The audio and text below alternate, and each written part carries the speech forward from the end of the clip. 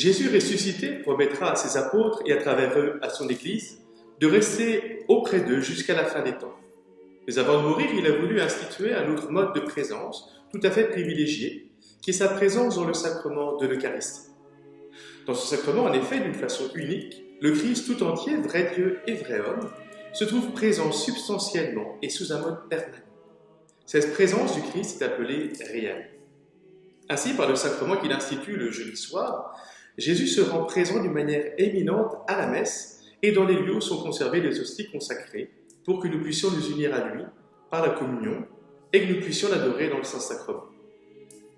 Le jeudi saint, l'Église nous invite à commémorer non seulement l'institution de l'Eucharistie, mais aussi celle du sacerdoce ministériel, car Jésus a dit à ses apôtres « Faites cela en mémoire de moi ». À travers les siècles, le Christ choisit donc certains d'entre nous pour être ses ministres et pour assurer sa présence eucharistique au milieu du monde. Dès le IIIe siècle, on avait baptisé Triduum Pascal les 3 jours pendant lesquels Jésus avait souffert, avait été prisonnier de la mort et était ressuscité. Pour nous aujourd'hui, c'est le jeudi saint qui ouvre le titre Triduum, durant lequel l'Église nous demande de faire des efforts particuliers dans l'ordre de la pénitence, de la prière et de la vie liturgique. Les prêtres aujourd'hui entrent dans le sanctuaire revêtus d'ornements blancs. La messe se célèbre comme d'habitude, mais avec beaucoup plus de faste, et on veillera à avoir une attention particulière à la beauté des ornements, des vases liturgiques. On retrouve aussi, par exemple, les ornements du cœur et des fleurs dans le cœur. Après le rite pénitentiel, le chant du Gloria revêt une solennité exceptionnelle. Alors que durant le carême, cette grande doxologie, ce grand chant de louange au Père, au Fils et au Saint-Esprit avait disparu, bien voilà que dans la Semaine Sainte, l'Église nous invite à la reprendre avec joie pour louer le Seigneur qui ce soir nous donne 2 sacrements, l'Eucharistie et l'ordre. Après le chant du Kyrie, l'orgue donne solennellement le ton au célébrant afin qu'il commence le chant du Gloria. Puis toutes les cloches de l'Église se mettent à sonner et les servants de messe peuvent aussi agiter des clochettes pendant que les fidèles chantent. À la fin de ce Gloria, les cloches resteront silencieuses et endormies jusqu'au Samedi Saint, au moment où le prêtre annoncera la résurrection du Christ. La messe du jeudi saint se poursuit avec les oraisons et les lectures parmi lesquelles on retrouve la première épître de saint Paul aux Corinthiens. Celle-ci unit l'institution de l'Eucharistie au sacrifice du calvaire. Si l'Évangile, lui, nous raconte comment le Christ s'est fait le plus humble parmi les humbles, l'Église nous invite à imiter le geste du Maître. La liturgie nous donne l'occasion de passer aux actes en suivant l'exemple de Jésus.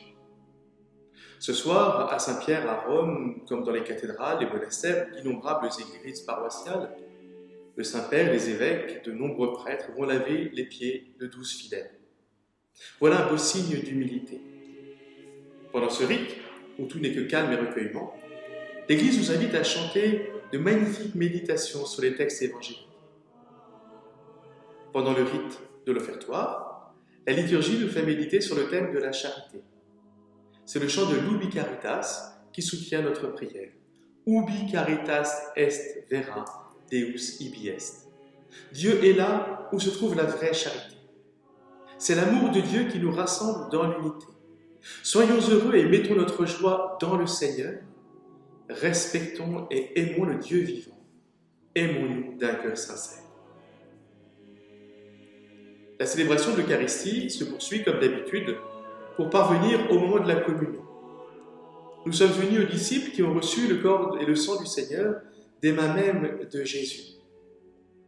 Nous savons que l'Eucharistie, qui est le noyau de la vie sacramentelle de toute l'Église, réalise vraiment la présence de Dieu au milieu de nous. Ce soir donc, profitons de cette présence de Dieu et demeurons dans le silence de l'intimité du Seigneur qui va être livré à la mort pour nous délivrer à jamais du péché. À la fin du rite de communion, après avoir chanté l'oraison, le prêtre s'agenouille devant le ciboire contenant le corps du Christ qui est resté sur l'autel. Pour témoigner son profond respect devant la présence de Dieu en silence, le célébrant encense 3 fois le Saint-Sacrement. Après quelques instants, il reçoit le voile numéral dont il se sert pour prendre le ciboire avec respect. On entonne ensuite un chant, le chant du Pangéliquois ou un autre hymne eucharistique. On se rend en cortège vers un endroit de l'église où on leur a préparé un reposoir. Il s'agit d'un autel richement orné de fleurs et de cierges. Les servants commencent la procession, suivis des prêtres en célébrant, s'il y en a, puis les sérophéraires, le turiféraire, le célébrant portant le Saint-Sacrement, puis les fidèles. Arrivé au reposoir, le célébrant s'agenouille avec respect devant le Saint-Sacrement qui a été déposé sur l'autel. On peut chanter les dernières strophes du Pangellivois, le Tantum Ergo, ou un autre chant eucharistique, pendant que le célébrant encense une dernière fois le Seigneur.